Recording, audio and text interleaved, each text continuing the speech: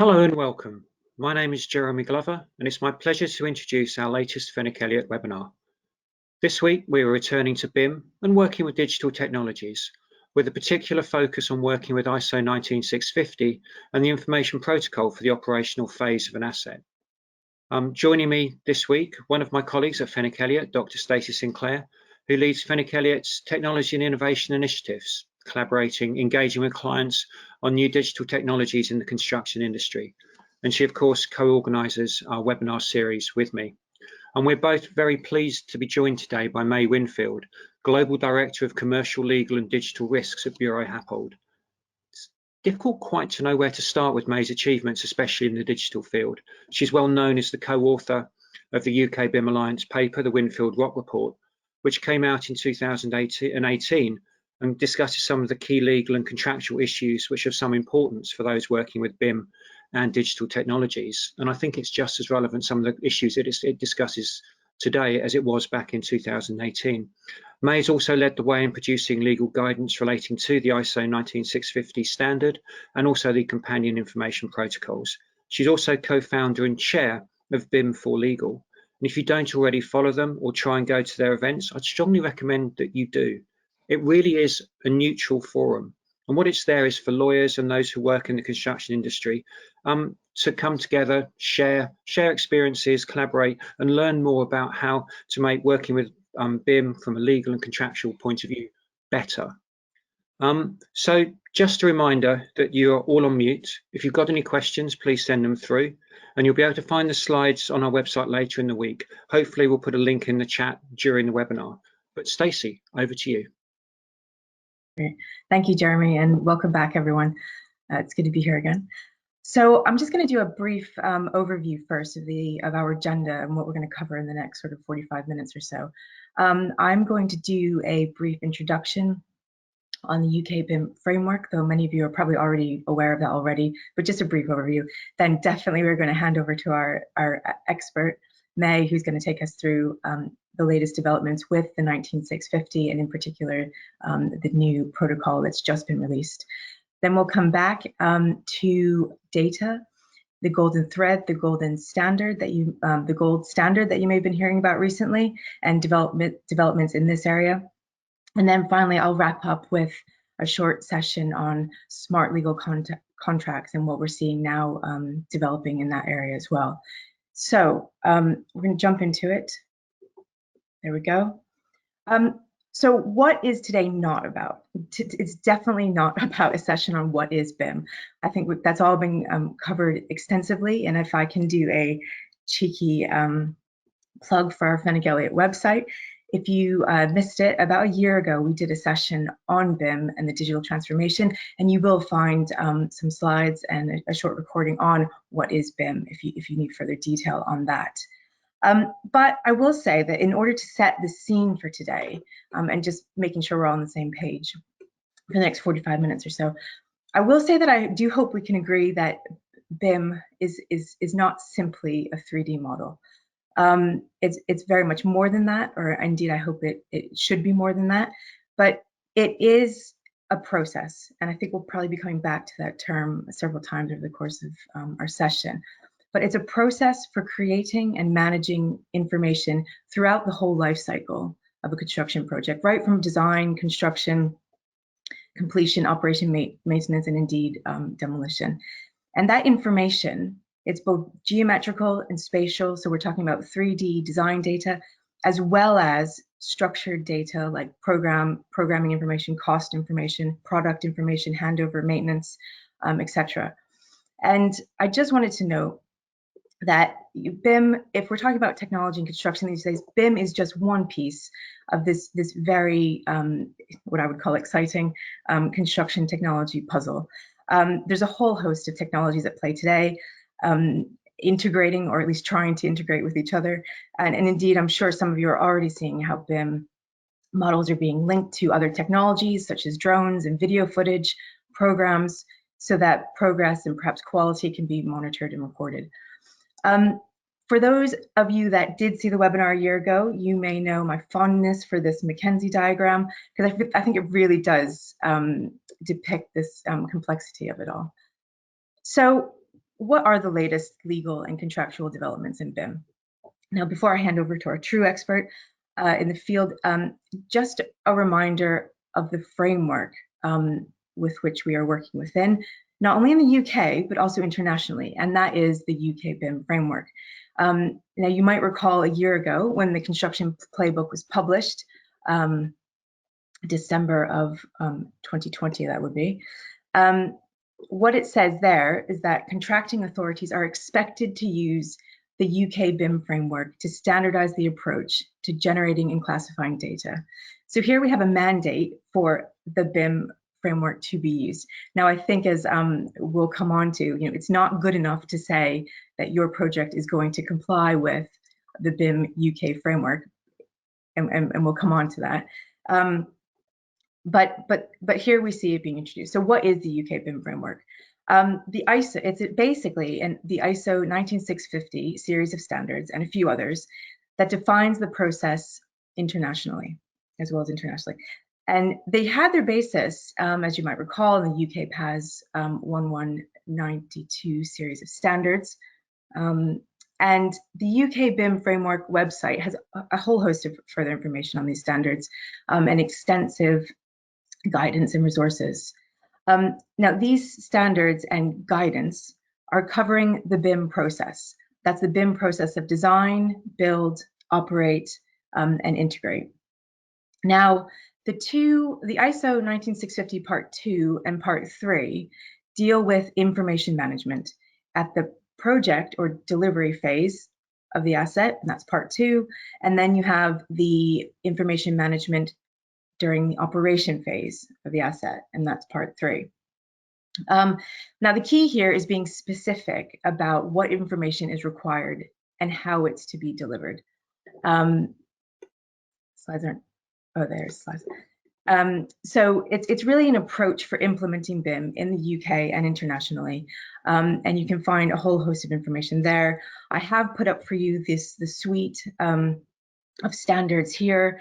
As you can see, there's a security standard, a transition guidance, and so forth, which I won't go through just now.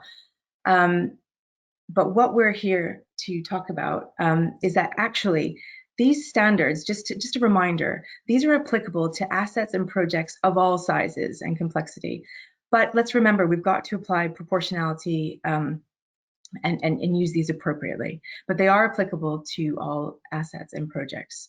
I just wanted to put up here an extremely handy diagram about the guidance that's available on the standards, and a very easy website to click through and get to.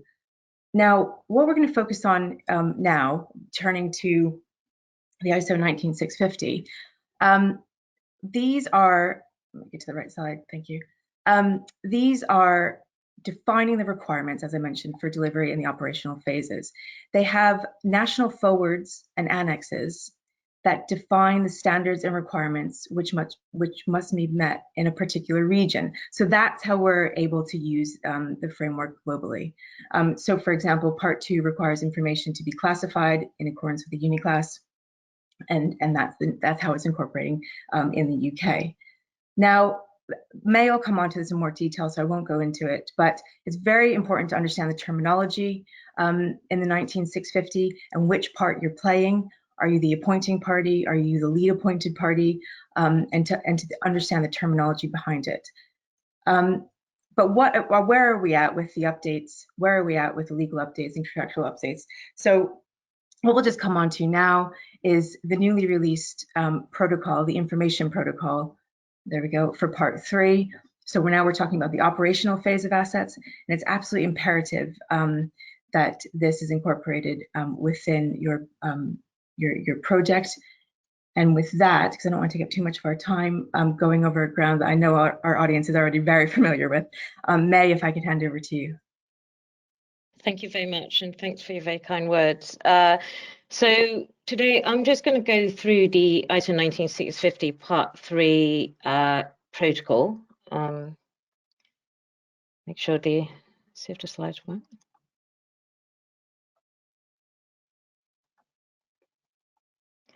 You may need to move the slides on. Yeah, here we go. Wouldn't be a technology thing if there wasn't a technical problem. Should be okay now. Let me try again.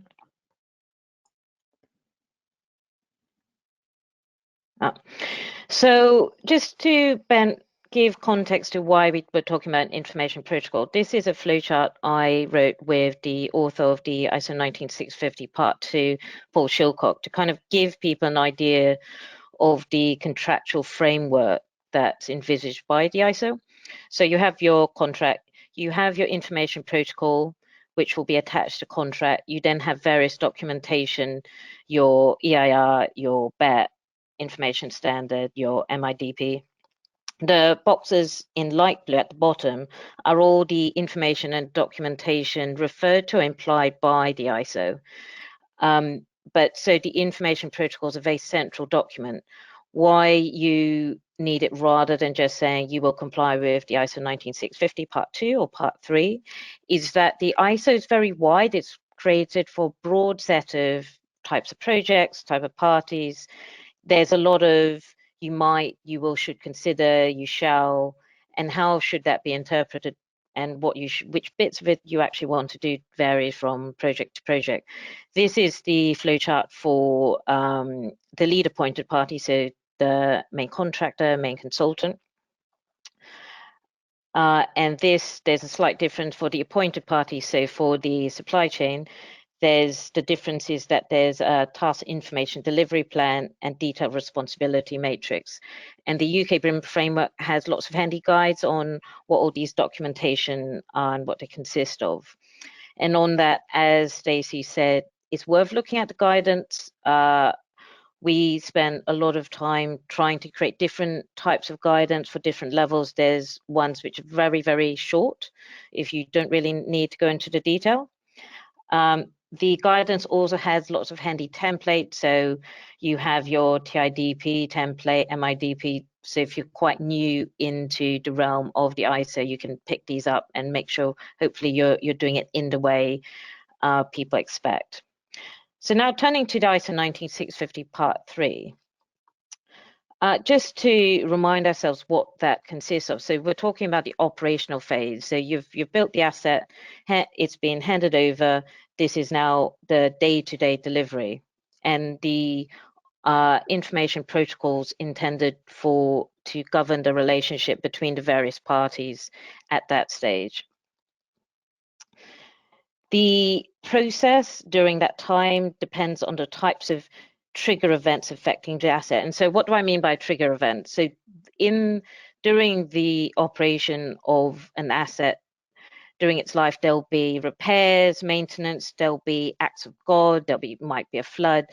Every time something happens which requires new information to be gathered, new information to be input, that's called what's considered a trigger event. And then parties need to think, okay, this has happened, what do we do about it? What do we need? Who should do what at that point? And the ISO 19650 Part 3 is intended to govern that. So the protocols, just as a reminder of the protocols in general, there's now two. There's one for the construction phase of Part 2, and then there's Part 3, which we're concentrating on today. There's the same protocol can be used for all the contracts within a particular project. You don't need the ideas to make it as simple as possible.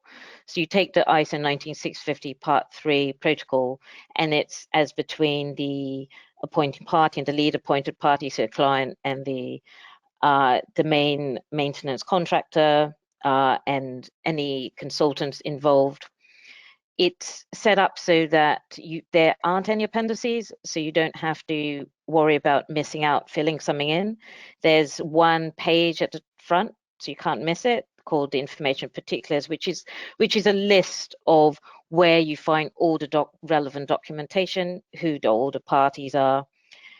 It also defines in the you'll find in the ISO 19650 and in various expressions, you see contracts saying according to the UK BIM framework, or provide BIM according to the ISO 19650. And the ISO, what the information protocol does is define these contractually. So you don't have an argument of when you say carry out your works according to the UK BIM framework, what do you actually mean? Do you mean the ISO? Do you mean all the guidance on the UK BIM framework website? It can be interpreted in a lot of different ways, and you could be spending months having that argument. So just a bit of explanation of how how it works. You'll see there's the appointing party, so the asset owner, and then, as I said, there's the various lead appointed parties. You then have the supply chain, and there's one information protocol you insert for all the different contracts. I know people who aren't used to the ISO find the expressions really confusing, but you kind of get used to it. In the information protocol itself, we spent probably a year trying to work out a expression of the person who's paying, the person who's saying, this is the work I want you to do, and the person being paid in that particular contract. And we came down to appointer and appointee. Now, I know it's a bit of a tongue twister because you already have appointing party, lead appointed party, and appointed party. But there's in here, hopefully this will help. So when you pick up the information protocol, work out first, are you paying or are you being paid? Hopefully that's quite straightforward. And then are you the appointing party, lead appointed party under the ISO? And you'll always be A or B, you're paying or you're being paid, and you'll be C, D, or E. And why does that matter? In the protocols, there's various obligations as between the A and B, but where the ISO has specific obligations for, say, the appointing party or the appointed party, the ISO says you as that person need to do specific things. It also specifies those additional obligations. I'll touch on that very briefly in a minute. I think we are losing May.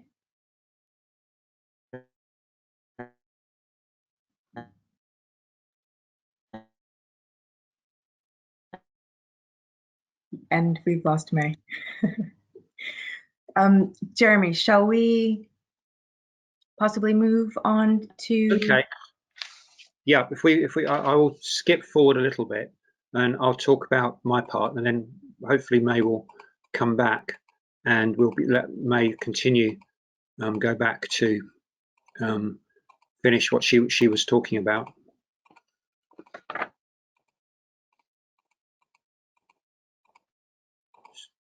Right. I mean, very important words at the end of May's session there. I mean, reading it and asking questions and using it and telling others.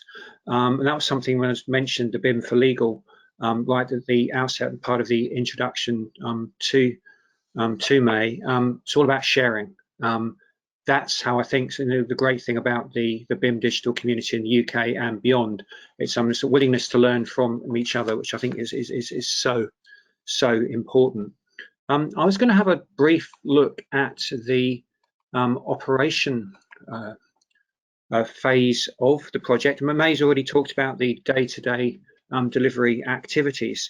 So we're thinking about things you need to consider with the information protocol, with the day-to-day operation of an asset. It's a really wide spread of different things and issues. And I suppose one of the advantages of using BIM and digital design is it increases the ability to document and manage every detail of the building.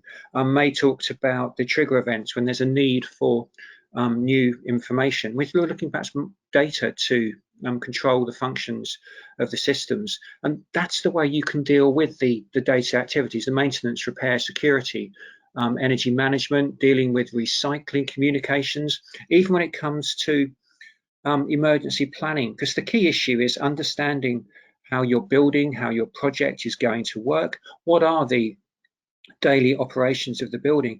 And so you'll be finding yourself reporting, you'll be finding yourself trying to predict what's going to happen with your building, looking to mitigate issues that may be perhaps apparent, that might arise on the horizon. That's partly why the protocol is there. And so what I was planning to do is to work a little bit backwards away from the operation stage. How do you get to the operation stage? Highlight a number of issues you need to think about to get to the stage where you're actually using the protocol. So going back to questions of handover, practical completion, taking over, whatever you want to call it. I mean, and as many of you will know, in the UK at least, we're beginning to see now a move away from the traditional hard handover. I mean, in the UK, you may well be familiar with the idea of GSL, with government soft landings. And hopefully, I mean, those of you who attended our webinar in November about net zero, be familiar. We discussed there the concept of government soft landings, but it's going to lead to changes in the way contracts are drafted, amendments to the contract. I mean, this is like soft landings because there's no hard takeover. It looks through performance reviews going over 3 years and beyond. You know, traditional defects liability periods, defects notification periods, 6 months, maybe 2 years. And it's a graduated handover of the facility. They're talking about periods of aftercare. And these are the sort of the issues that are going to be apparent, need to be thought about by those who are using the protocol that May had started to talk about. And it's things you need to be thinking about when you're operating the protocol. And to talk about this smooth transition from construction into handover. And to do that, you need to have clear, measurable targets for the performance of your facility. There will be a defined period of aftercare set out in the sort of GSL type contract. It may be, as we've said, 3 years, but there'll be targets. I mean, an example would be an environmental performance outcome, and these targets are going to be regularly reviewed and evaluated. And then by the process of review, the process of evaluation, that's where you may see some of the trigger events that May was talking about. They're there and they continue on through the lifetime of use of the asset. And we're talking about here transition of data and information from the project information model, the information that's gathered together for the construction of the project, through the asset information model, transferring the information. And so you need to be thinking about these type of things at the outset of the project. And I've mentioned deliberately environmental performance outcomes because I wanted to go back to another issue, or strictly organisation, I suppose, that we've discussed in previous webinars, and that's the Chancery Lane project, who are preparing a climate contract playbook, considering contract clauses to be used with a particular environmental or sustainable bent or sort of leaning. Now, they're not standard compulsory clauses that people should be using. They're being put forward as options for people to think about when they're putting together their contract. But the reason I mention it is because the Chancery Lane project have considered the transition from construction to operation, and they're considering the importance of getting everything right at the outset. And of course, their focus is environmental, it's questions of sustainability. But that too deals with the whole life cycle of a building or project. And as Stacy was saying in her introduction, that whole life cycle of a building or project, it starts when the building or whatever is a glimmer or glint in the eye of a potential developer or an engineer who are firing up their laptop. And it goes through the construction process, through the operation process, and crucially now people need to be thinking about the demolition process as well. But I mean, as I think back, sort of when I sort of starting sort of on my road, sort of construction lawyer, didn't think so much about the ultimate end game, but now whole life cycle. And to take an example, your carbon budget. the limit of the cumulative volume on greenhouse gas emissions allowed on any project. In many, if not all instances, the idea is to try and keep a project within the overall budget, and you do that by making gains in the operational period of the building. And it's obviously the Chancery Lane project. They've got these clauses in relation to the formal carbon budget, but they talk about going across the whole project life cycle, beginning through the operation period. And that's when you might be finding yourself adopting and using parts of the protocol process. And so again, looking at the some clauses they've introduced in relation to the JCT form, design obligations are including requirements for contractors to consider when they're selecting goods, materials, plant and equipment, construction phase and beyond, going into the operational phase. And so again, assessing whether practical completion of a section has been achieved, looking to see whether these environmental requirements have been achieved, and adopting the GSL, the government soft landing process. They're going to be looking for the aftercare. They're going to be going beyond the handover period. And we quite deliberately wanted to bring environmental issues into focus as part of today. The key drivers for future development of legal and contractual landscape, yes.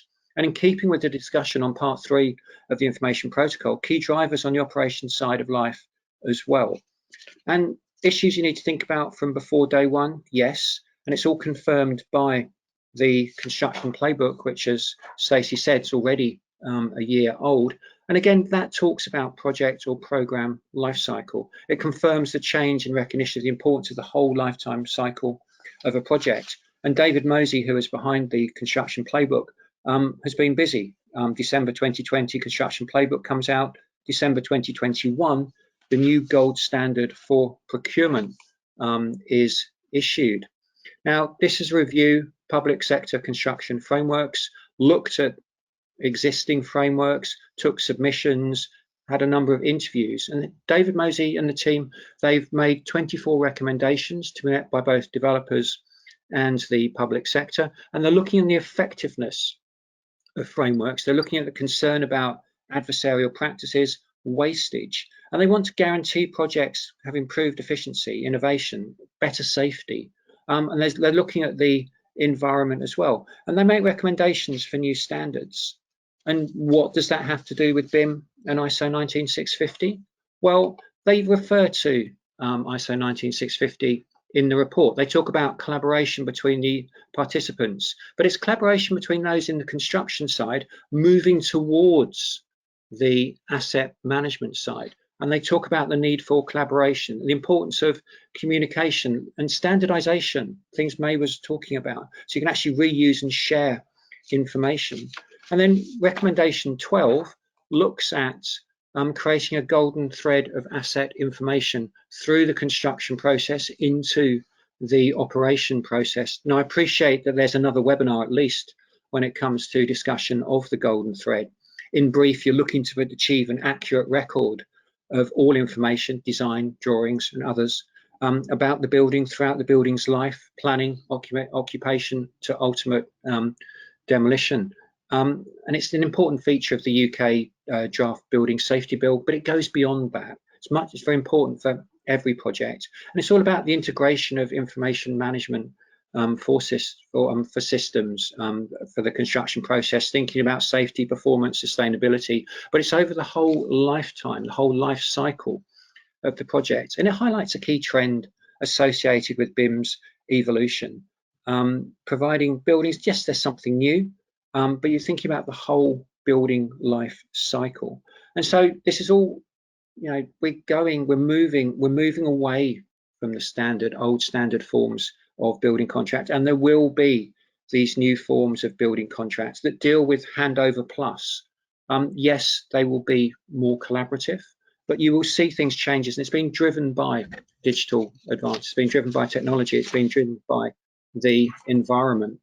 And so the gold standard framework contracts describe how digital technologies are enabled and supported. talk about the impact of digital information, talk about links between digital information used for design and construction operation of framework projects, considers how outcomes can be improved by standardizing the classification of data, standardizing the way we talk about data security and data exchange across organizations and sectors, and talks about the importance of data integration through the construction and operation process. And that way you've got a stronger commitment to the idea of these shared objectives, and to talk about collective decision making. And I know that the first two bullet points on the screen, in some ways they're aspirational, in some ways they're a little bit idealistic, but the bottom two bullet points, they're sort of a fundamental importance. It's about what working with BIM and digital design is all about. Stating who works with whom and at what level of responsibility, basic key parts of any BIM type protocol. And here clarifying the whole life operational impact of digital information throughout the whole life of the building. Now, yes, there's a note of caution about all this. Some of those interviewed described this concentration on whole lifetime building of the project. Whole life solutions are described as an unattainable holy grail of procurement. Well, I don't think so. You've got to start somewhere. You've got to start, and I think, as we've said before, working with BIM, working with digital technologies improves collaboration just because of the way they are. And what we need to do, it's guidance, it's training, it's support to demonstrate that these things do produce better outcomes. And sort of by way of sort of conclusions, thinking about how frameworks can deliver these outcomes, thinking about, again, repeat, and it's worth repeating, the retention and management of information through the golden thread, and it's through the design team, through to the facility operator. And it's all about having a common framework of standards and protocols. And that's, in essence, what ISO 19650 is trying to achieve. Now, that's what some of the things I want to talk about in terms of operation. May, you're now back with us. Is it okay if we sort of go back and sort of try and pick up where you were? Would that work? Yeah, and very sorry for the hiccup. My internet hates me this week. Always at the worst possible time. Why don't I take the slides back and let me know. I think we're almost there. So forward to that slide. One thing. There we go. Yeah. So just talking about the protocol. Let's try and. I'll move them. So for those of you familiar with the Part 2 protocol, you'll see there's a couple of differences to the ISO 19650 Part 3. One being that there's a trigger event schedule in the list at the front, and there's some trigger clauses, because the trigger event being very central to the ISO 19650 Part 3, as I mentioned. We've taken out the high level responsibility matrix because it's not relevant. And you'll find there's some differences, like design team becomes delivery team and so on. So to recognize that we've moved from the design construction stage to the maintenance stage. So you have like project information becomes asset information, and a couple of new definitions as a result. Now, just to go through briefly what the contents look like, and you'll find this is very familiar, very similar to the Part 2 as well. So you have the first bits, which are, I call just the legal bits, all about interpretation, things like that. Hopefully you won't need to worry too much about them. There's then section 3, which is specific to the appointing party, so the client or the employer, what their specific obligations are. Both protocols are compliant with the ISO 19650 Part 3, so security. So you'll see there's some clauses about that. You can be reassured you don't have to have any additional sections to be compliant with Part 5. Looking though specifically at trigger events, this being really the key to the ISO 19650 Part 3 protocol. So first, the appointing party identifies and records a foreseeable trigger event. So they say, these are the trigger events we know are going to happen, scheduled maintenance and so forth. When a trigger event occurs, so when something that requires additional information to be input occurs, they then consider whether Part 2 applies, so whether it needs certain design work, certain building works to take place.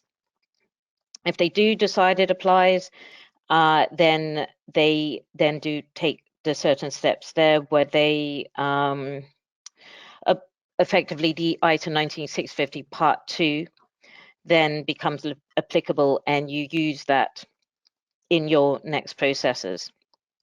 Now, this might sound very confusing and give you this expression, certainly did me when I first read about trigger events, but hopefully this chart will help. So first you just go through the various steps. Appointing party thinks, is there a trigger event? Yes. Does the Part 2 apply? So do you have design or construction as a result of the trigger event? No. Then you just carry on with your Part 3 protocol. But yes, there is a design or construction required because of the trigger event. Say you have something which there's a big flood, part of the building fell down, you therefore need some works.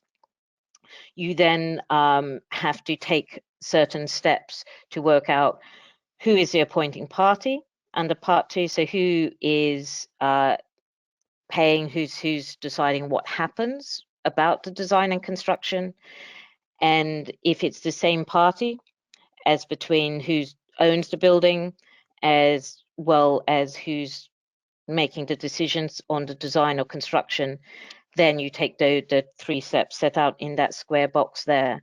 I don't, in the time available, plan to go through it, but we did write some helpful explanation on how all of these clauses work, and you can find that in the UK BIM Framework guidance. I think it's in Part E, and I'd recommend having a look at that because I appreciate in the time available it might sound very confusing.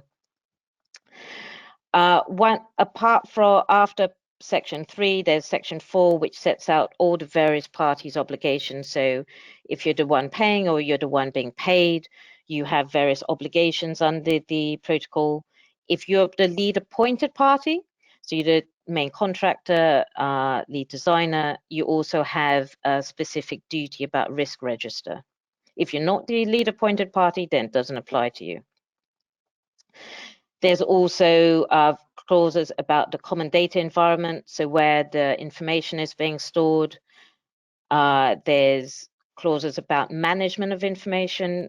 Obviously, the ISO 19650 is all about managing information, and it is very important to do so properly and clearly. There is a Section 7 about level of information need. Now, the ISO 19650 envisages parties to agree level of information need before you go into contract. What does that actually mean? It means what it sounds like. The appointing party, the client or the employer, decides what type of information, what detail of information do they need at particular times, and they should specify that for the parties who they are appointing or going into contract with, so everyone knows what they're supposed to do at different times. And this, we just remind people, if you don't have one, make sure you set it out. The whole idea of the ISO being that you don't have misunderstandings halfway through the process of the appointing party, the client or the employer thought you were going to provide something different than was your understanding.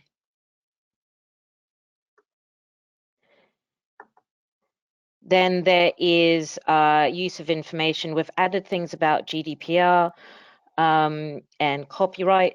If your agreement has copyright clauses, those will take precedence, but we are conscious that some contracts don't really deal with copyright of the digital data, of the BIM models. And so we've filled that gap to avoid confusion or unnecessary disputes. Talk about transfer of information. So again, because information digital data is key to the ISO, how are you transferring it back and forth, making sure where is all that information going to be set out.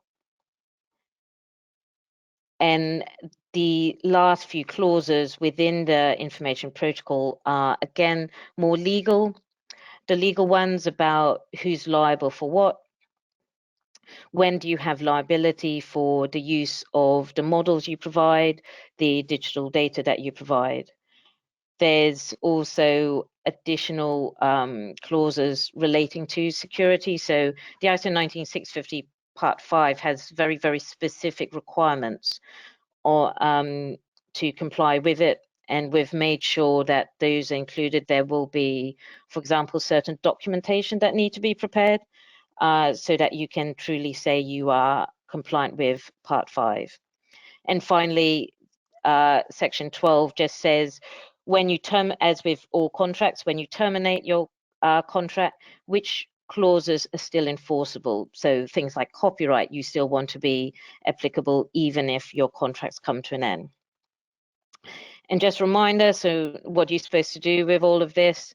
I say read the protocol, ask questions. Some people have a bad habit of commenting on social media, but just contact us if you find some of the information protocol you think it just doesn't work. Contact us and we'll have a look. We've actually issued some amendments as a result of really helpful feedback from people who are actually using it in practice. And use it, tell others. The worst thing people can do is be having a BIM project and continue to have contracts which say, just do some BIM or follow the ISO 19650, or I want some Revit models. There are already so many disputes going on worldwide relating to this, and it's completely avoidable. And just as a final reminder, if you are using either of the information protocols, make sure you complete the information particulars. You can't miss it. It's on the first page, but it doesn't really work if you don't. And I've just included a couple of resources relevant to the topic in case that's useful. Thank you. Thank you, May. I am, in the time available, going to try and skip to the last section, if the audience can bear with me with the slides. Oh, that wasn't that bad. Apologies.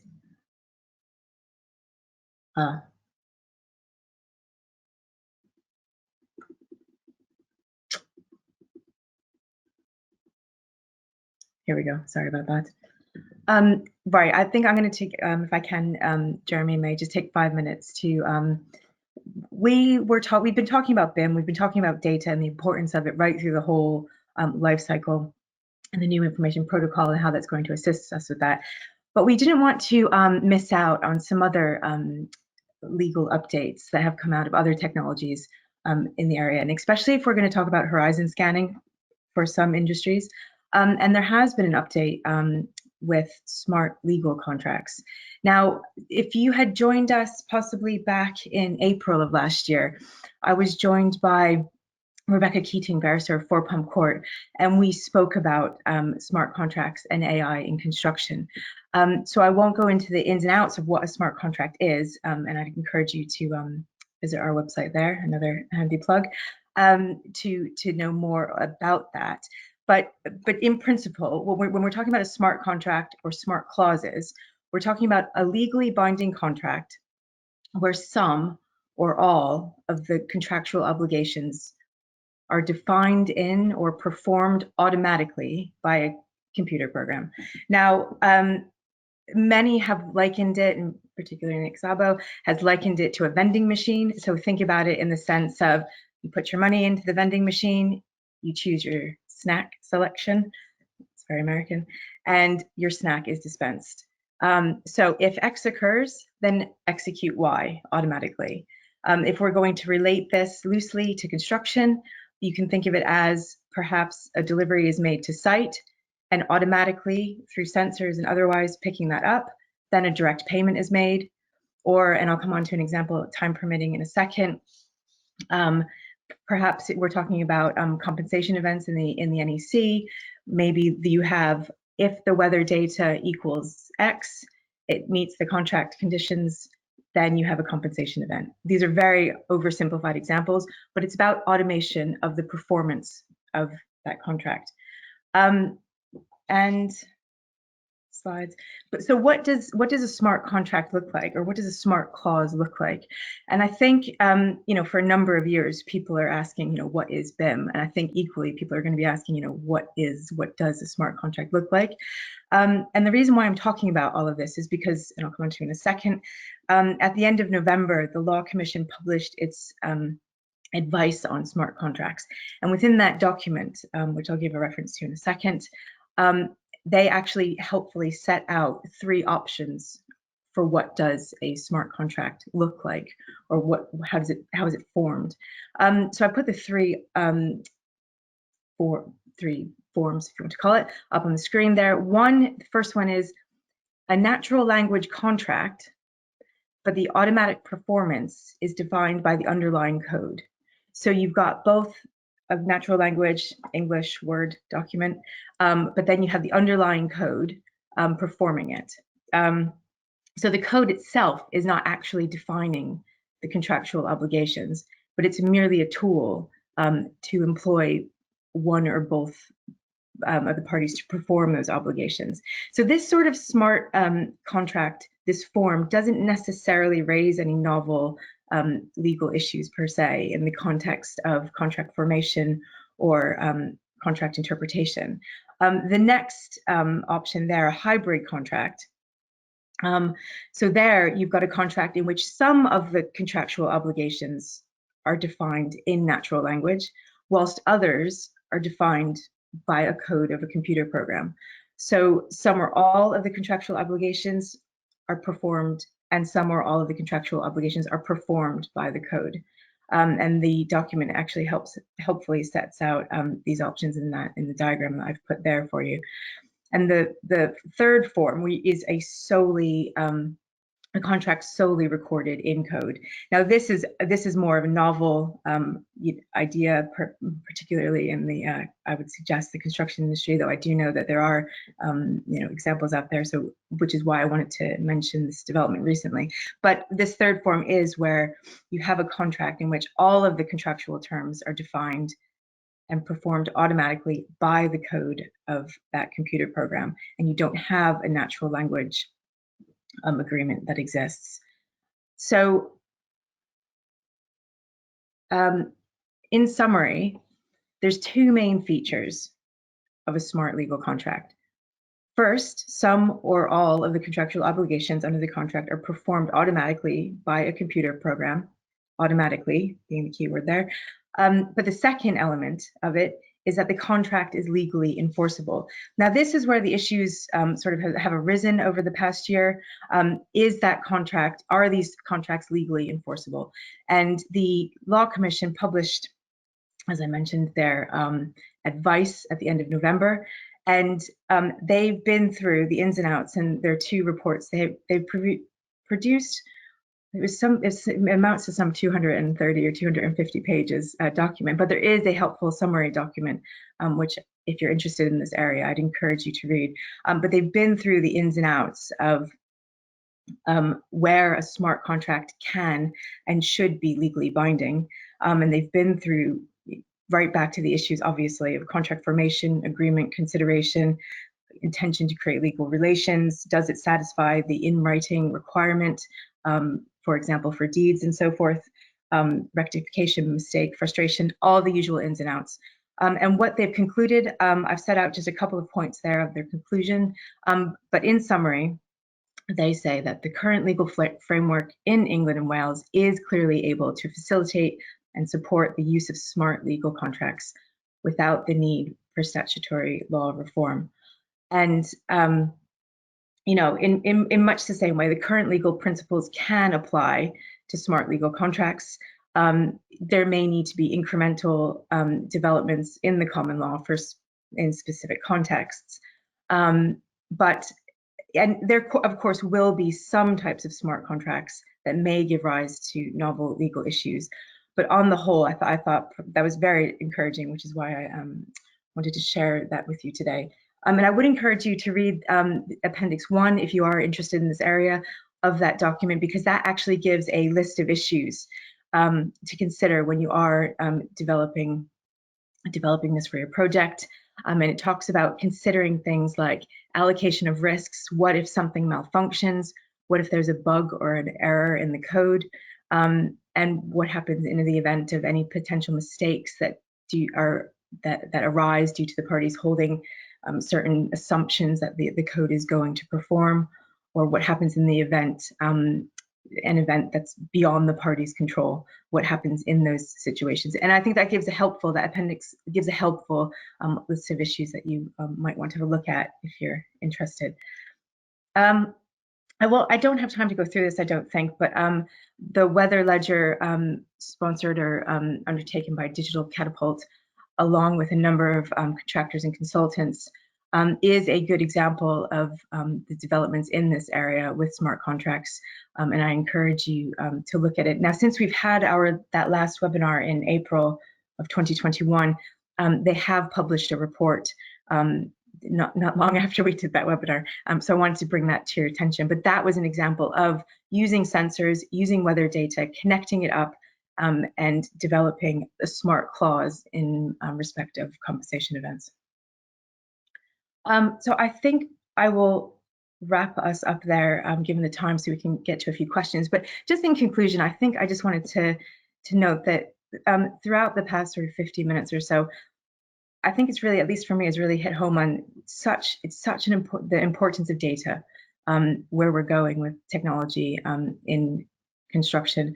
And I think for me personally, there's been a real, whether we're talking about BIM and the new protocol, or the golden thread, or the gold standard, procurement, completion, it's now focused on the process, the whole life cycle. It's not just segmented handover points. We're looking at everything holistically. And that's where we're getting this framework of standards and protocols to drive us to these better outcomes, performances, and efficiencies, as we've just heard over the last while. Now, I think I'd suggest another, how you can see where the importance and significance of data is coming in. You're starting to get issues of access to data. Even in 2017, when we had the Trent Engineering and Mott MacDonald case, that was about access to data in the common data environment. Do you have the right to use this data or access the data or the databases when you're developing new products? I mean, especially when we're talking about digital libraries and modern methods of construction. Do you have the right to use the data? And then there's always an expectation, and what is the purpose of the data? I've spoken previously about the Premier Engineering case, and what was the data meant to be used for, and how were you going to value the works, which data was appropriate. So I think we're going to see watch this space on where some of these legal issues are going and what we might be seeing in the future in the courts. But I think, and no doubt Jeremy and May want to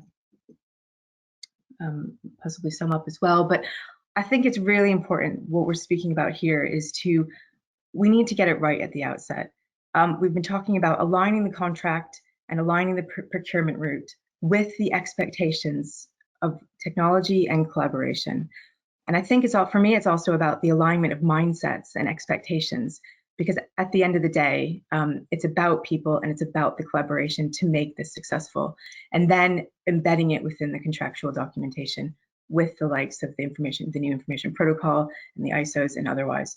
But this is only going to happen if we have an early engagement and involvement of not just the legal team, but including the legal team and the design team and holistically right at the outset. So when you get to the legal aspect of it, it's not simply just rubber stamping something. That's generally where we're finding issues arising, because it's just that much too late. It's not started at the outset.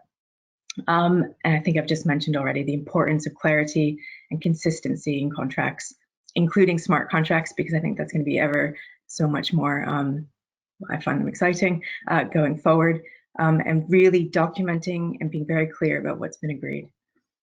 And I think with that, I shall hand back over to you, Jeremy. Okay, thank you very much, Stacy. Just got time for 2 or 3 brief questions. One, I think that's for both you and me, Stacy. I've been talking about changes to handover. You've been talking about smart contracts. Are we really actually seeing these changes coming in, or these contracts being used in construction? I think from a takeover handover point of view, the answer is yes. You are seeing them in changes in the requirements that are being made of the contractor in order to gain the taking over certificate, or to actually gain handover. There's more required for a contractor to do, and you're seeing owners and employers looking ahead. And you're also seeing contractors or the big engineering companies looking to see how they can be involved in the process beyond handover. So they've got an interest as too in the whole life of the building. But I don't know about the smart contracts, Stacey. I mean, are they being used in the construction process? I think actually more and more we're starting to see it incrementally. It's my experience. It's not mainstream, but I have heard instances of where people are doing it for certain clauses, perhaps not the whole of the contract. But I think the weather ledger is a great example of that being developed in that area. And if you look at the report that was produced, the issues they faced practically and technically, let alone contractually. So I think it's starting. I don't think it's there yet. I don't know, May, if in your experience you've come across many smart contracts or clauses.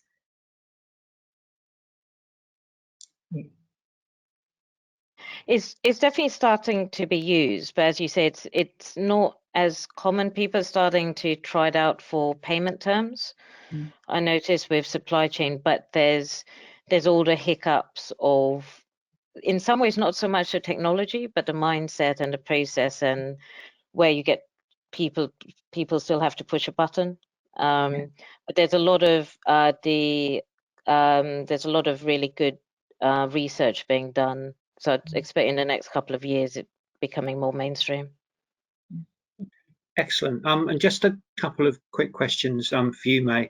Been focusing obviously on ISO 19650, so there's a couple of related questions about whether the CIC BIM protocol is still applicable, and also the extent to which PAS 1192 is actually being superseded by the ISO standard. So the CIC BIM protocol is PAS 1192 compliant. It's not ISO compliant. So if you're using ISO 19650 for your contracts, you shouldn't. There are bits which conflict with the ISO, and there's bits just missing. In terms of the PAS, yes, the ISO does replace it. However, something that people need to bear in mind is both the PAS and the ISO are contractual. There's no binding force of law. They're not implied into contracts. So you, as a client, could, and I have seen it happen, still use the PAS because you're more familiar with it. I wouldn't recommend it because the ISO is effectively an improved version. So it's moved on a lot since the PAS was developed. But if you see PAS 1192 mentioned in your contract, you don't have any basis for saying you can't do that. You do it. We do to point out actually that might not be best practice. Okay, and just finally talking about best practice, when you're using the protocol, can you just list it in the sort of list of standards in the employee's requirements of the contract, or do you need to formally attach it to the contract if you're actually using the protocol? I see it listed as a standard a lot, and the CIC BIM protocol, again, historically tends to be listed as one of the standards, but ultimately it's a contractual document, the same as you wouldn't list a scope in the standards. If you do that, it has no binding force at all, and it won't apply between the parties. You have to physically attach it as in the appendices or the schedules as you would any other contractual document. I think that's something that's really important for people to understand. Okay, well, that's brilliant. And on that note, I think just time to draw things to an end. Thank you very much to our audience, particularly for bearing with us with the 1 or 2 technical difficulties. And thank you very much, May, for coming back, having twice to go through and give your talk. That's much appreciated. And hopefully some of you will be able to join us in 2 weeks' time when my colleagues Rebecca Arder and Adele Parsons will be looking at contract payment mechanisms, something that's a very, very important matter to us all. So thank you all very much, and hopefully you will join us again in a couple of weeks' time. Goodbye.